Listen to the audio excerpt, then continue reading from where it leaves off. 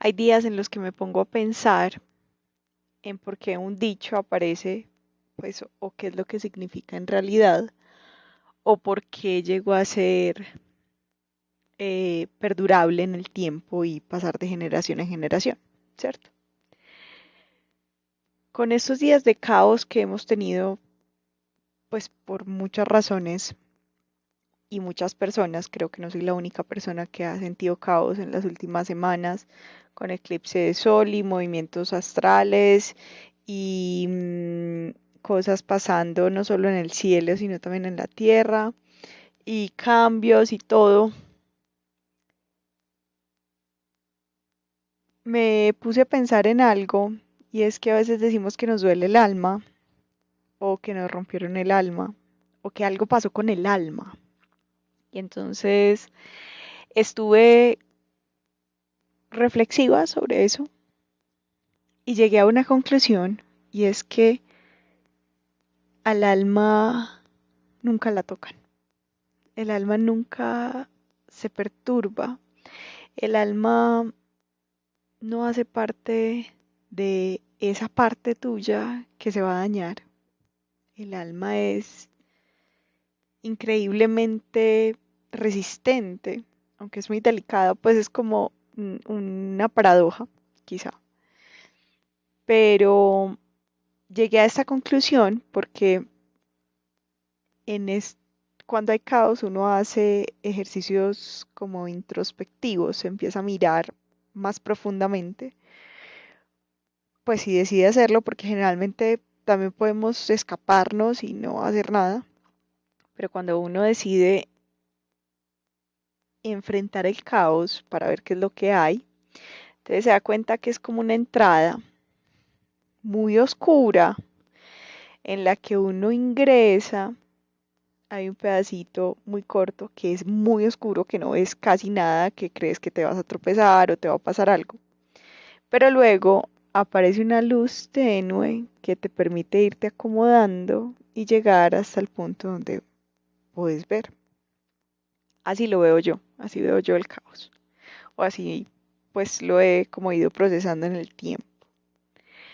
Entonces, en esa introspección, mira, como se me dañó la palabra, ya no soy capaz de decirla. Introspección. En esa introspección me di cuenta que si había una parte de mí que se rompía y que el caos generaba incomodidades muy precisas, y me puse en la tarea de buscar, de ubicarlo en mi cuerpo, de escribirlo, de manifestar qué era lo que sentía.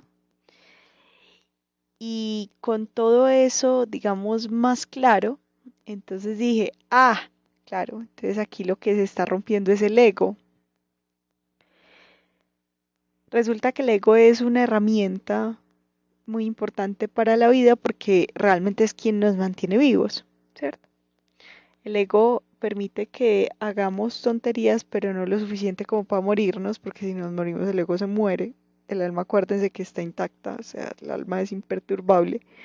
Entonces, el ego nos cuida para que no se muera, porque si no, entonces no puede seguir viviendo, ¿cierto? Es como algo así. Por esa razón, el ego se vuelve como un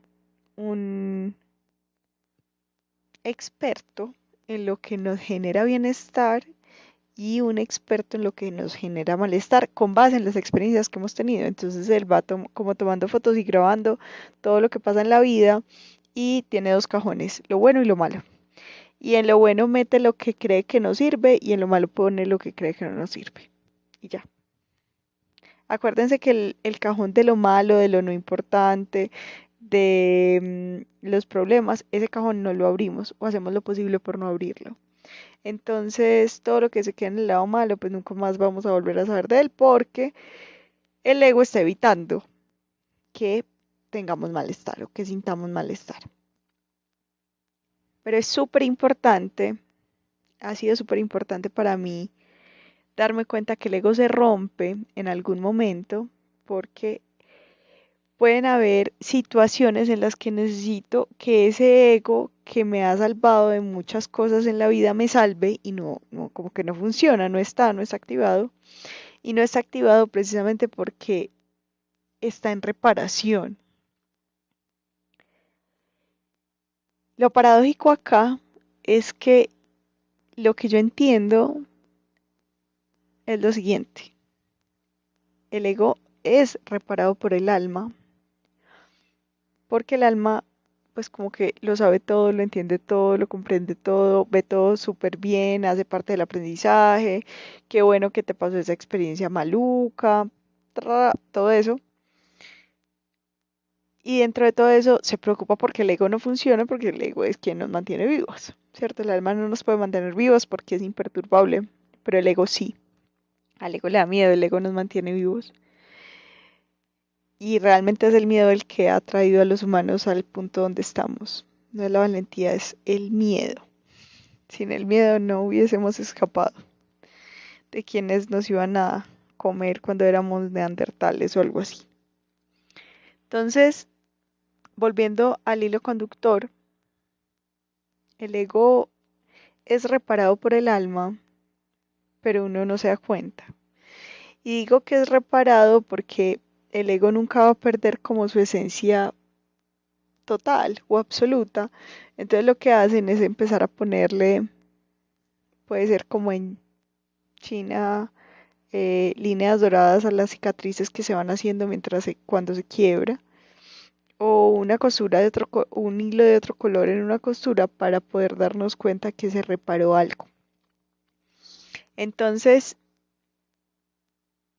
es muy importante cuando el alma sana al ego, porque el ego se revitaliza, ¿cierto? O sea, es como que tengo una nueva experiencia, o sea, estoy actualizando, que nos genera bienestar, que nos genera malestar. Y cuando se rompe el ego, entonces se rompen creencias, se rompen momentos, se rompen recuerdos, pero no porque los hechos no hayan ocurrido, porque los hechos siempre van a ser los hechos, es decir, el sol sale y se oculta, ¿cierto? Es decir, que hay luz de sol y después no hay. Eso es un hecho, o sea, es imperturbable, siempre va a pasar mientras funcionemos en este sistema solar. Es un hecho, yo no lo puedo cambiar. Pero la forma como yo percibo el amanecer, el tiempo que hay de sol y el atardecer, esa es una creencia, esa sí la puedo cambiar, ¿cierto? Entonces, el hecho como tal, imperturbable, o sea, siempre va a estar. Pero como yo lo veo, es lo que cambia cuando el ego se rompe. Es la percepción, es el aprendizaje, es el cajón donde lo voy a guardar. ¿Esto lo quiero volver a reproducir o no lo quiero volver a reproducir? Y finalmente, entonces llegué a la conclusión de todo esto, pues pensé todo esto. Y adicionalmente dije, a veces hay que dejar que el cuerpo trabaje solito. Hay algo con los perros y con los gatos y con los caballos y con los animales que yo le digo a las personas, y es que ellos ya saben ser el animal que eligieron ser antes de que los humanos interfirieran con su proceso. Del mismo modo, el alma y el ego saben cómo funcionar sin que nosotros tengamos que pensar cómo carajo se va a reparar. En vez de eso, lo que tenemos que hacer es ocuparnos de otras cosas que sí podemos ocuparnos. Entonces, ser responsable de lo que uno puede ser responsable, de qué me puedo responsabilizar yo en el proceso en el que el ego se rompe y el alma está reparando, en ocuparme para no estorbar, ¿sí? Porque el alma, si le estamos mirando muy detenidamente, como que hace un trabajo muy lento para que no nos demos cuenta que ella es la que lo está curando. Pero realmente lo que necesitamos es ocuparnos de otras cosas, entonces ver una película tipo chick flick, pues que no tengas que pensar o analizar o que no te ponga más trascendental de lo que ya estás en caos, porque pues obviamente el rompimiento del ego genera caos. vas a conectarte con algo espiritual que sea importante. Entonces es como cubrir esa dimensión.